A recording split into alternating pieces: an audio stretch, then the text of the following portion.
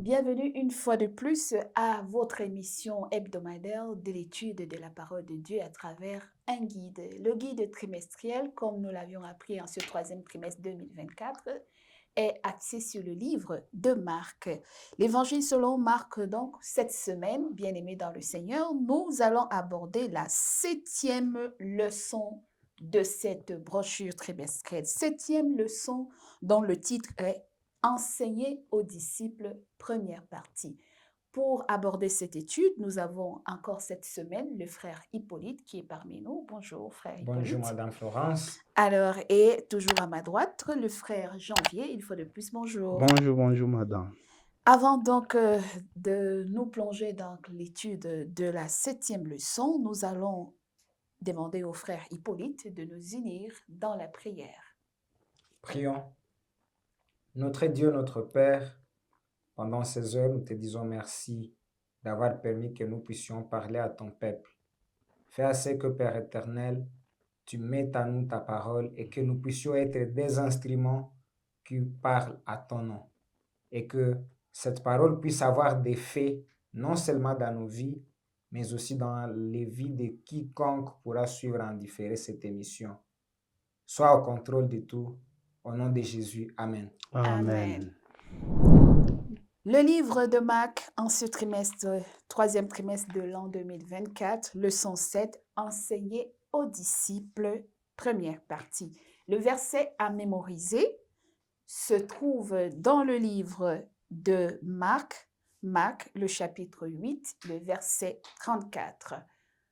Marc chapitre 8, le verset 34, il est écrit: Puis ayant appelé la foule avec ses disciples, il leur dit, si quelqu'un veut venir après moi, qu'il renonce à lui-même, qu'il se charge de sa croix et qu'il me suive. Je reprends, Marc 8, verset 34.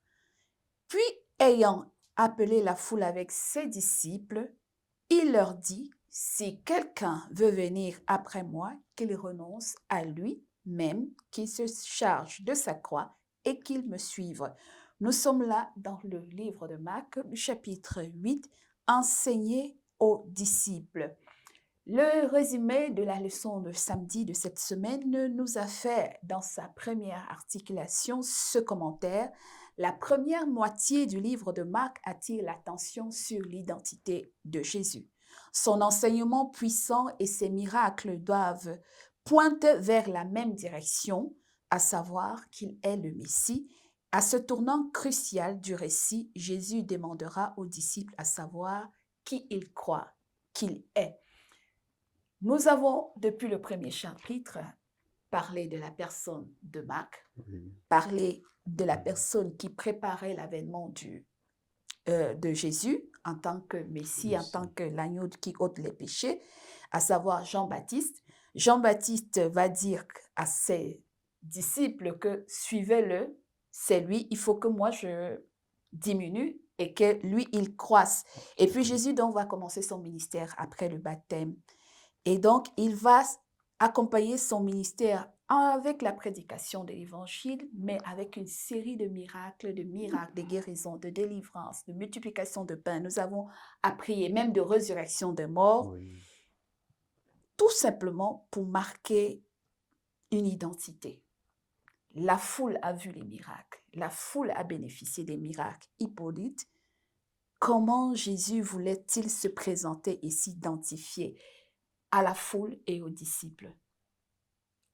Jésus, quand il se présente, dès sa naissance jusqu'à sa mort, sa vie montrait qui il est. Fils du charpentier, un enfant obéissant. Et la Bible dit qu'il croissait en sagesse et en stature devant Dieu et devant les hommes. C'est-à-dire, il savait respecter ce qui est du point de vue humain et mettait l'emphase sur ce qui vient de son Père qui l'a envoyé. Et que, étant Messie, il voulait une prise en charge dans toutes les dimensions de l'être humain. D'où les miracles, d'où les paraboles qu'il enseignait auprès de ses disciples. Et tendant vers la fin, le chapitre 8, c'est un enseignement qu'il donne à ses disciples avant sa mort. Mhm. Et alors, comment est-ce que Jésus pose le problème à ses disciples? Vous êtes partis, je vous ai envoyé, vous êtes revenus. Qui dit-on que je suis? Après que je manifeste toute cette puissance, ces miracles, les gens vous disent quoi de ma personne? Comment il aborde? Parce que maintenant, il leur dit, dites-moi d'abord ce que les gens disent de moi, et après vous-même, qui êtes avec moi tous les jours, qui pensez-vous que je suis réellement? Je pense bien que si nous revenons un peu en arrière, comme vous l'avez dit, vous avez un peu de synthétiser presque toutes les leçons passées. Nous avons compris que Jésus faisait toujours des miracles. Mais la chose étonnante était que les gens ne découvraient pas qui il est, jusqu'à ce que même les disciples. Et il arrive quelque part, il pose la question à ses disciples. Comme vous l'avez dit, vous avez évangélisé, vous avez fait ceci. Alors, vous dites, qui suis-je? Qui suis-je? Mais quand il finit là-bas, encore, il va augmenter autre chose qui cadre par rapport à quoi? À sa mort. Imaginez-vous quelqu'un que vous croyez peut-être être, et puis à la fin de son histoire, il vous dit, moi je suis venu pour ça. Donc, ce que vous pensez de moi n'est pas ce que moi je suis. Et c'est ce qui, quelque part, a poussé même à certains disciples d'être étonnés parce qu'ils ne connaissaient pas qui il est et quelle est la mission parce qu'à tout ça, Jésus voulait seulement montrer aux disciples sa mission. Ce qui lui a poussé de venir n'est pas ce qu'eux sont en train de penser, mais ce que lui-même vient de dévoiler en présence même de la foule et aussi que de ses disciples. Oui, parce que avec les miracles, la manifestation de tous les miracles de la guérison, la délivrance, la multiplication des pains, les gens voyaient déjà et se projetaient véritablement en un leader qui vient établir un nouveau règne, un nouveau gouvernement. Et justement, il y avait déjà des aspirations politiques, hein, Hippolyte. Et alors Jésus va dire justement, à partir du verset 26 du chapitre 8 du livre de Marc, lorsqu'il finit de guérir, justement, il vient de finir de guérir, nous allons revenir sur ce cas où il a appliqué 2 fois l'attouchement pour la guérison d'un sourd et muet. Nous allons y revenir. Alors Jésus le renvoyant dans sa maison en disant, n'entrez pas au village. Jésus s'en alla avec ses disciples dans les villages de Césarée de Philippe et il leur posa en chemin cette question. Qui dit-on que je suis? Ils répondirent, Jean-Baptiste, les autres Élie, les autres l'un des prophètes. Et vous, leur demanda-t-il, qui dites-vous que je suis? Pierre lui répondit, tu es le Christ. Et Jésus de dire, leur recommanda sévèrement de ne dire cela de lui à personne. Mais surtout, ce qui est intéressant, c'est le verset 31. Alors il commença à leur apprendre qu'il fallait que le Fils de l'homme souffrit beaucoup, qu'il fut rejeté par les anciens et les principaux sacrificateurs et par les scribes, qu'il fut mis à mort et qu'il ressuscita le 3e jour. Jésus ne vient-il pas de tuer les prétentions des disciples? Oui, ça valait la peine qu'il tue les prétentions parce que ça élèverait beaucoup plus l'homme, alors que Jean-Baptiste disait, il faut que lui puisse diminuer et que Christ puisse croître. Et que c'est de la mort qu'il y a cette élévation. Tout le temps qu'on veut être élevé, on doit passer par la croix, les chemins de la croix. Et l'expérience personnelle de Pierre avec Jésus était croissante, n'était pas encore arrivée au point culminant. À ce sens qu'il dit que non, cela ne va pas t'arriver. C'est un homme qui croissait, qui avait l'expérience avec Jésus, mais n'était pas encore en tout cas une croissance à une stature qui est parfaite, parce que il a dit qu'il est le Messie, c'était déjà un pas dans la croissance avec Christ, mais quand il s'agit des histoires qu'il va mourir, il dit non, maître, cela ne va pas t'arriver. Et que nous aussi, nous devrions avoir cette expérience, d'où une des doctrines fondamentales qui dit la croissance en Christ. Dans notre expérience personnelle, nous devons connaître qui est Christ. Et justement, on parlait d'enseigner aux disciples, dans les enseignements de Jésus aux disciples.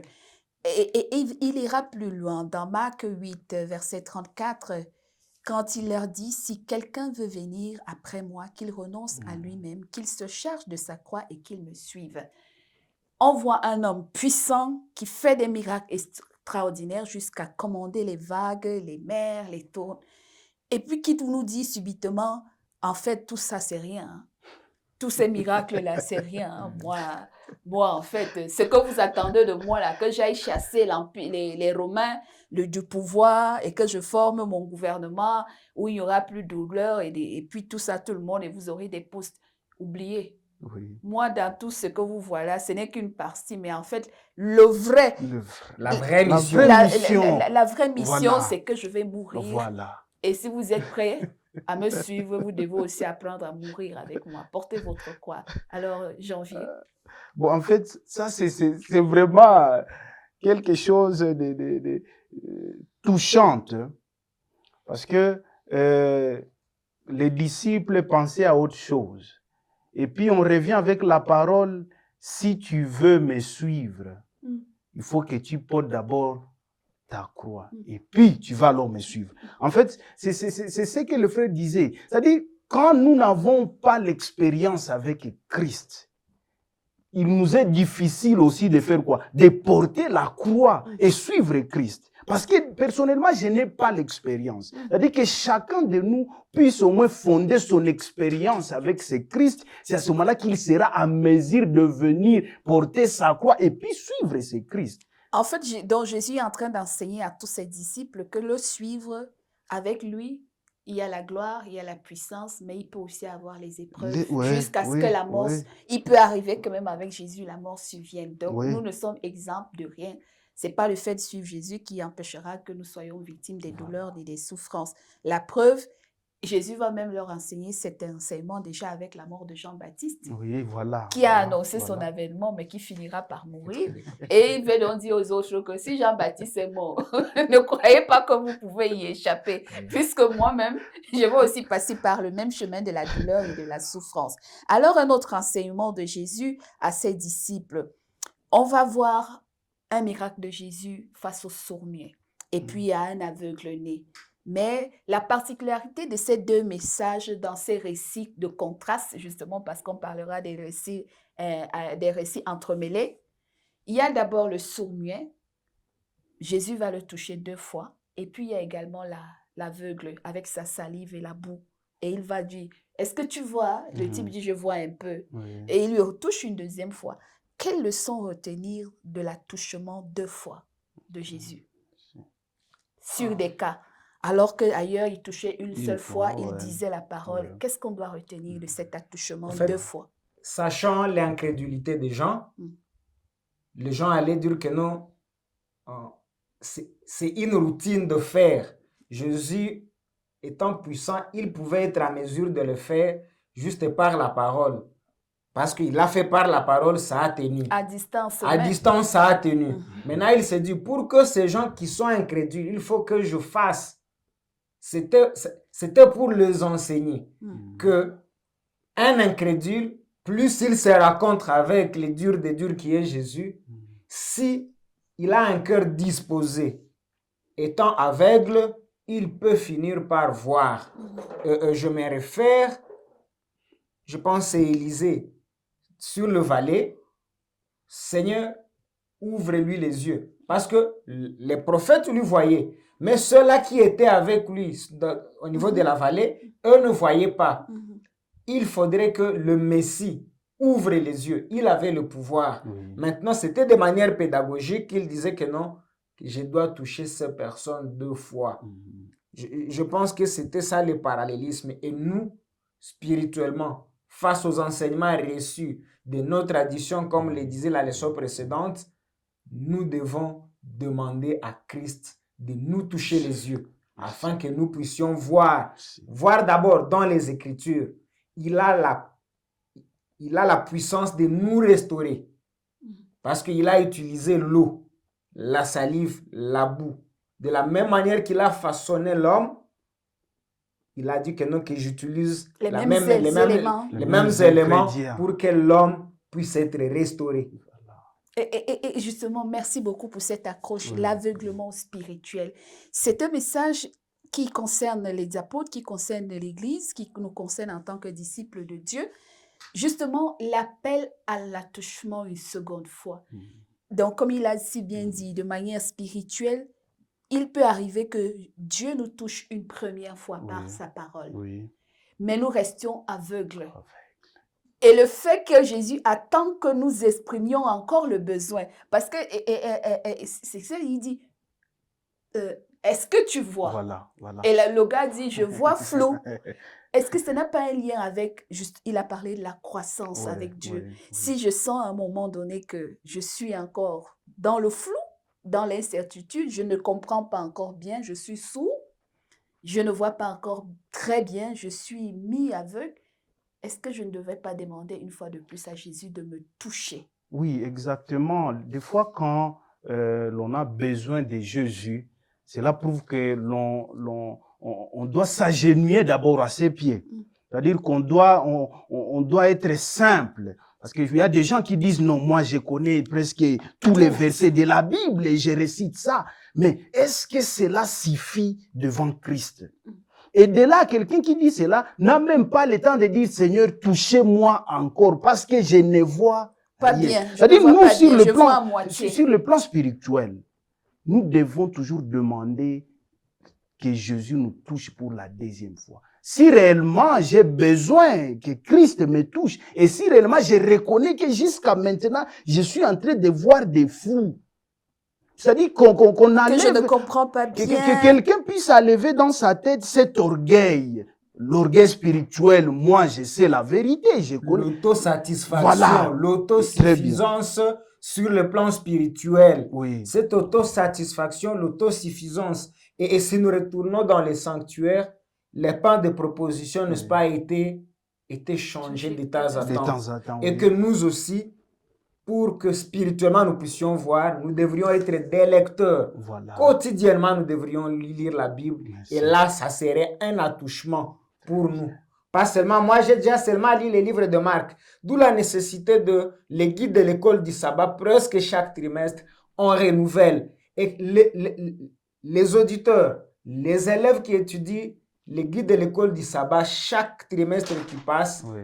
voient encore plus clairement. Cette autosuffisance fait à ce que nous serons ceux-là qui sont dans les livres de l'Apocalypse, que nous sommes misérables, aveugles et Et nus. nus. Voilà. Donc, à chaque fois que nous nous sentions affaiblis, que nous avons l'impression de ne pas bien cerner la volonté de Dieu ou la Oui. parole de Dieu, Oui. puissions-nous demander au Saint-Esprit de nous toucher encore une Voilà. fois de plus pour que nous Voilà. voyions plus clair, que nos oreilles s'ouvrent pour entendre et comprendre, parce qu'on nous dit que la foi vient de ce qu'on entend, et ce qu'on entend vient de la parole de De la Dieu. parole Mais de j'ai Dieu. aussi aimé le fait que Jésus soupire et qu'il dise « Ephata, ouvre-toi ». Donc, l'ouverture de notre aveuglement spirituel, l'ouverture de notre audition spirituelle, et puis il y a ouverture de notre langue. Langue, oui. Parce que quand Jésus a fait toutes ces bonnes choses en nous, le résultat, c'est que notre langue doit se délier pour annoncer, Annoncer. pour partager la restauration et la connaissance de la personne de Jésus. Alors, pour conclure un peu nous avons dans l'histoire de la transfiguration et justement la transformation. Parce que dans l'histoire de la transfiguration, nous allons voir un phénomène extraordinaire. Et puis, quel est l'impact du message de la transfiguration dans notre vie de péché? Parce que Jésus va aller plus loin dans l'attouchement. Parce que cet attouchement qui nous sort de l'aveuglement va nous amener à rejeter le péché et à demander le secours de Dieu. Alors, qui de vous prend d'abord la parole pour conclure? Oui, en fait, le message de la transfiguration, là nous retrouvons Jésus et qui est parti, Qui prend trois qui disciples, prend trois disciples, Pierre, ils vont se Jean retrouver, et voilà, Jacques. ils vont se retrouver sur la montagne pour la prière. Et c'est de là qu'ils vont voir la transfiguration du Christ. Ça symbolise directement la façon dont Christ viendra. C'est-à-dire avec toute la gloire qu'il... On nous dit que son vêtement était devenu Et bien blanc voilà. d'un blanc éclatant et jamais vu parmi les hommes. Bien, et c'est comme ça qu'il viendra avec... C'est ce que la Bible dit. Il viendra avec toute la gloire. Cela prouve qu'il viendra avec une transformation que chaque œil, on dit chaque œil le verra. Pour dire que ça sera vraiment une transformation qui dépassera nos attentes. Et cette vue de l'esprit a incité Pierre et les autres à demander, mais d'ailleurs, mais pourquoi ne pas construire 3 tentes ici pour toi, Élie et Moïse?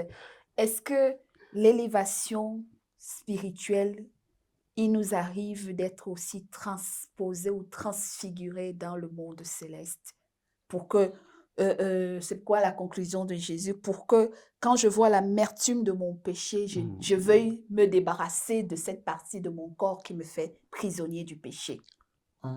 Je voudrais prendre cette leçon par rapport sur le montant de la transfiguration. Il y a 2 églises d'abord. La petite église qui prie. La grande église qui est dans les disputes, qui sera le plus grand. Okay. Parce que la grande église peut aussi prier de la même manière que la petite église peut être dans les disputes. Nous sommes dans quel cas? Sommes-nous l'église qui prie? Sommes-nous cette église qui est dans les disputes? Voilà. Les postes, je veux les statuts. être le dirigeant. C'est moi qui veux être le chairman de telle communauté. La petite église qui prie a vu la transfiguration, a vu les éléments qui précédaient la mort de Jésus, et c'était déjà un élément qui consacrait.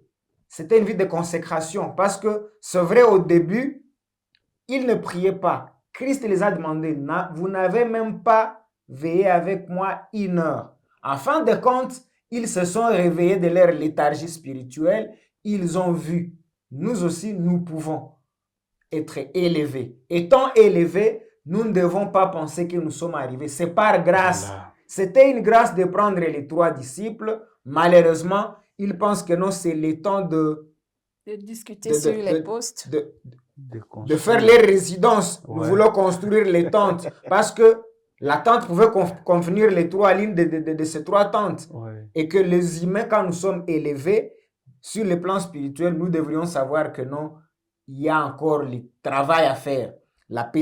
L'autre église qui était restée était dans les disputes. Qui est le plus grand? La grandeur. Et Jésus les a dit que non, vous avez échoué parce que vous étiez dans les disputes.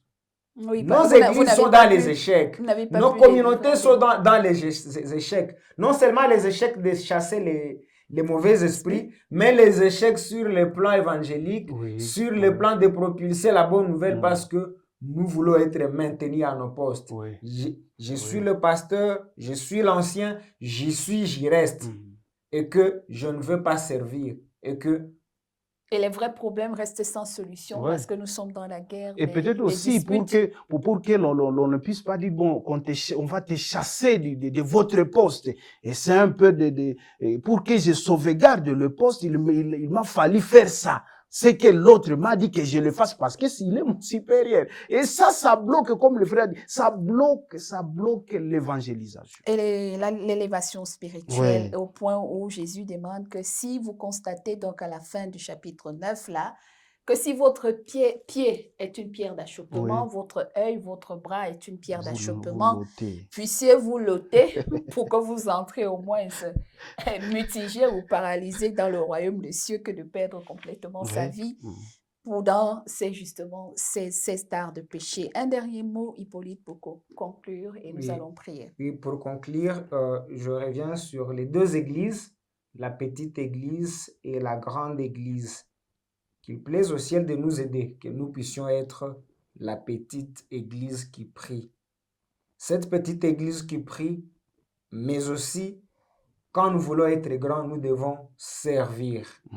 Et en servant, quand on est élevé, il y aura la croix. Et comme chrétiens, nous devrions apprendre la vie de la consécration. Et elle est continuelle. être chrétien n'est pas un vaccin que non, on ne va pas tomber dans le péché. Oui. De la même manière, nous devons faire cette marche dans les sanctuaires. Chaque jour, nous devons apporter nos péchés à Jésus qui est l'agneau de Dieu qui a tous les péchés du monde.